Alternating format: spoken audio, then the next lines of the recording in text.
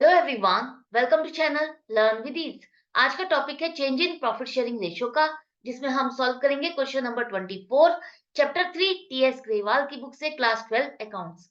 Online sessions, online classes के लिए आप मुझे इस नंबर पर व्हाट्सएप कर सकते हो अपना नाम और क्लास। टेलीग्राम पर भी फॉलो कर सकते हो। अगर आप डीके गोयल बुक को फॉलो कर रहे हो, उस बुक के क्वेश्चंस के सॉल्यूशंस ढूंढ रहे हो, तो इसी चैनल की प्लेलिस्ट को क्लिक करो। आपको सभी चैप्टर्स अपलोडेड मिलेंगे। साथ में ही कम्युनिटी सेक्शन में आपको एमसीक्यूज मिलेंगे क्विज की फॉर्मेट में, और एमसीक्यूज के सॉल्यूशन आपको शॉर्ट से मिलेंगे। तो बहुत कुछ है चैनल पर, विजिट द चैनल। अच्छा लगे तो शेयर और सब्सक्राइब जरूर करना। तो आज के क्वेश्चन में दो पार्टनर है, भव्या और साक्षी। प्रॉफिट शेयरिंग रेशियो 3:2 है। 31 मार्च 2018 की आपके पास बैलेंस शीट है इनकी। ये दोनों अपनी प्रॉफिट शेयरिंग रेशियो चेंज करना चाहते हैं और चेंज करके 1:1 करना चाहते हैं। इस डेट को कुछ बैलेंसेस स्टैंड कर रहे हैं, उनका क्या इफेक्ट होगा चेंज इन पीएसआर पर, कुछ इंफॉर्मेशन भी आपको दी गई है। अब बताओ जर्नल एंट्रीज क्या बनेगी। तो सबसे पहले, जब भी चेंज इन पीएसआर है, admission of a partner, retirement, dissolution, जो भी है, आपको गुडविल की एडजस्टमेंट करनी होगी। गुडविल की वैल्यूएशन अगर दी हुई है, तो आप उसकी फिगर लोगे और उसके साथ आपको क्या करना है, सेल्फ जनरेटेड गुडविल के केस में हम क्या करते हैं, सेक्रीफाइसिंग और गेनिंग रेशियो निकालेंगे। तो ओल्ड रेशियो 3:2 है, न्यू रेशियो 1:1। अब भव्या का नुकसान हो रहा है या फायदा हो रहा है, वो पाएगी आगे या खोएगी, कैसे पता चलेगा। Old ratio minus new ratio करो, तो आप देखो यहाँ पर पहले उसका शेयर ऑफ प्रॉफिट ज्यादा था, न्यू रेशियो में उसका प्रॉफिट कम हो रहा है। उसका शेयर ऑफ प्रॉफिट इतनी फ्रैक्शन से कम हो रहा है, आगे चल करके उसका शेयर ऑफ प्रॉफिट इतनी फ्रैक्शन से कम हो जाएगा, मतलब कि वो सेक्रीफाइस कर रही है। या ये मान लो कि अपना शेयर ऑफ प्रॉफिट का इतना फ्रैक्शन वो बेच रही है। अगर ये बेच रही है तो साक्षी खरीद रही है, कितना, 1/10 ही होगा। अगर वो जितना बेच रही है, ये इतना ही गेन कर रही है। जितना सेक्रीफाइस होगा उतना ही गेन होगा दूसरे पार्टनर को। तो पहले उसका शेयर ऑफ प्रॉफिट देखो साक्षी का कम है, और न्यू में उसका बढ़ गया 1/10 से। तो एक ने सेक्रीफाइस किया, दूसरे ने गेन किया। अब इसमें गुडविल का जो आपको एडजस्टमेंट करनी है, वो आपको देखना है कि 24,000 की आपकी गुडविल की वैल्यूएशन दी हुई है। 24,000 को आज बांटा जाता है, तो दोनों के हिस्से क्या आता है, और जब फ्यूचर में बांटा जाएगा तो नुकसान किसको हो रहा है, भव्या का। भव्या का नुकसान हो रहा है, इसलिए उसको कंपनसेट करेगी कौन, साक्षी। लेकिन कितना, उसको 1/10 का फायदा हो रहा है। 24,000 का 1/10 हिस्सा, मतलब कि 2400 रुपए से गुडविल का शेयर उसको बढ़ करके मिलेगा। तो यही पैसा वो किसको देगी, भव्या को। भव्या का नुकसान भी कितना हो रहा है, 1/10 ऑफ 24,000, जिसकी वैल्यू 2400 है। इतने का उसको नुकसान हो रहा है, इतने का इसको फायदा हो रहा है। तो जिसको फायदा हो रहा है उसके अकाउंट को डेबिट करो, और जिसको नुकसान हो रहा है, जो सेक्रीफाइस कर रहा है, उसके अकाउंट को क्रेडिट करो। क्योंकि जिसको नुकसान हो रहा है उसको पैसा दिया जाएगा, उसको कंपनसेट किया जाएगा, और जिसको फायदा हो रहा है वही पार्टनर उसको कंपनसेट करेगा। तो हमेशा याद रखना, गेनिंग पार्टनर डेबिट होगा और सेक्रीफाइसिंग पार्टनर क्रेडिट होगा। तो गुडविल की एडजस्टमेंट आपने कर ली। उसके बाद बैलेंस शीट में देखो, क्या कोई रिजर्व्स हैं, कोई खर्चे हैं। हाँ है।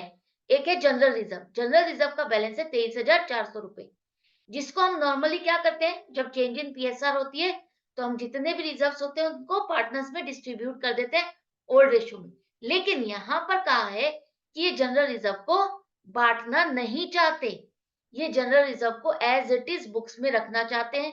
न्यू पार्टनरशिप की जो न्यू बैलेंस शीट बनेगी, उसमें भी ये जनरल रिजर्व को शो करना चाहते हैं एज इट इज 23,400 के बैलेंस से।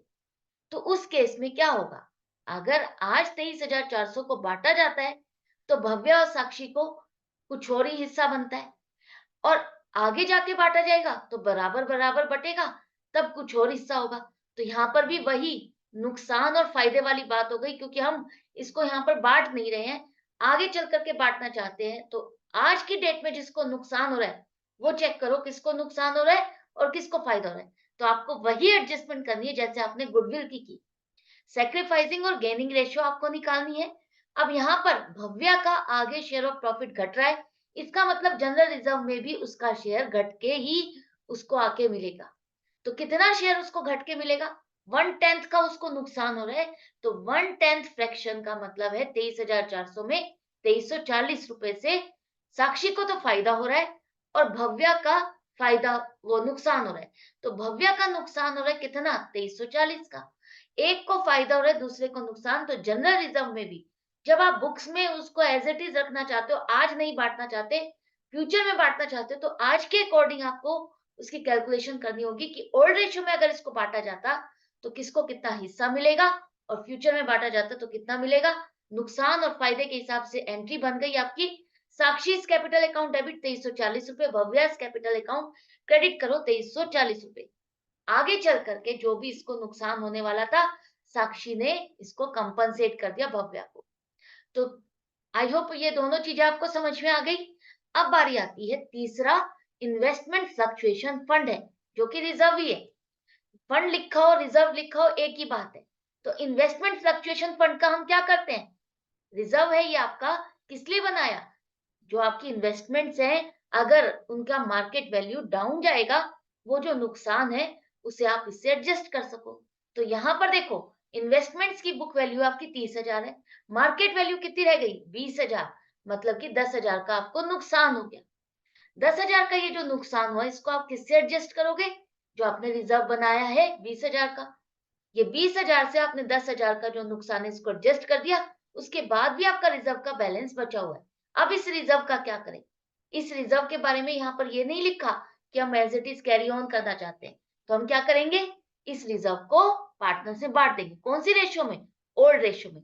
तो 10,000 का बैलेंस है, जो कि प्रॉफिट का ही एक पार्ट था, फायदा है दोनों पार्टनर के लिए। तो दोनों पार्टनर्स में ओल्ड रेशियो में बांटो, तो भव्या को मिलेगा 6,000 और साक्षी को मिलेगा 4,000। अब इसकी एंट्री क्या होगी? इन्वेस्टमेंट फ्लक्चुएशन फंड अकाउंट आप खत्म करोगे 20,000 से, इसको डेबिट कर दोगे। यहाँ देखो ये क्रेडिट बैलेंस है ना, तो हम इसको डेबिट करेंगे तभी तो ये नील हो जाएगा अकाउंट। और इसका बैलेंस अब आपको कहाँ ट्रांसफर करना है?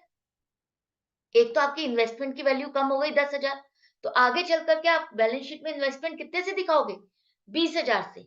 30,000 में 10,000 कम हो गए, तो आगे चल करके हम इन्वेस्टमेंट अपनी 20,000 से दिखाएंगे। तो 10,000 से इन्वेस्टमेंट को आप क्रेडिट करो और जो 10,000 बचा था वो आपने दोनों पार्टनर्स के अकाउंट में बांटा, तो इन दोनों के अकाउंट में क्रेडिट करोगे। तो ये हो गया इन्वेस्टमेंट फ्लक्चुएशन फंड अकाउंट भी खत्म। तो ये तीनों आपने एंट्री समझ लिए। एक बात हमेशा याद रखना, जरूरी नहीं है इन्वेस्टमेंट फ्लक्चुएशन फंड है तो आपकी इन्वेस्टमेंट्स भी हो, करेक्ट है? या इन्वेस्टमेंट है तो इन्वेस्टमेंट फ्लक्चुएशन फंड भी होगा, ऐसा जरूरी नहीं है। तो आपको ध्यान देना है कि अगर इन्वेस्टमेंट फ्लक्चुएशन फंड ही है, इन्वेस्टमेंट नहीं है, तो इसका मतलब पूरा का पूरा वो रिजर्व है जिसे आप पार्टनर्स में डिस्ट्रीब्यूट कर दोगे। और सिर्फ इन्वेस्टमेंट है और उसका फॉलिंग प्राइस आ रहा है, तो इसका मतलब फंड आपने नहीं बनाया हुआ। उस नुकसान को उस नुकसान को आप कहाँ दिखाओगे फिर? रिवैल्यूएशन अकाउंट में, करेक्ट? तो मिलते हैं नेक्स्ट वीडियो में और समझने और सीखने के लिए, कंटिन्यू रखने के लिए अपनी प्रैक्टिस के। तो goodbye and take care.